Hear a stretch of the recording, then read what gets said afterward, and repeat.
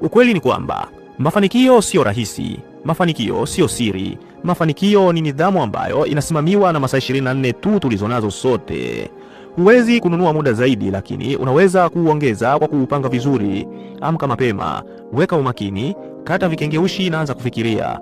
Ratiba yako ni mchoro wako, ratiba yako ni mchoro wako wa maisha. Sasa ikiwa hupendi unakuelekea, badilisha. Huhitaji bahati na huhitaji visingizio bro. Unahitaji kumiliki wakati wako vyema, kwa sababu mambo ni mengi duniani, muda ni mchache kwa wote.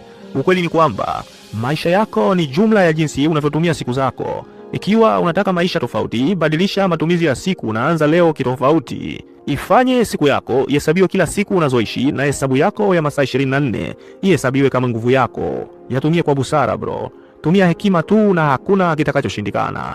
Be active brother. Unadhani naishia hapa? No, lakini hutonisikia tena nikiendelea na mengine mengi. Kama bado hujajiandikisha kupokea mawazo jasiri kwenye YouTube channel hii kwa kusubscribe, lakini ukifanya hivyo ongera zaidi. Naitwa AEJS Speaker. Amin.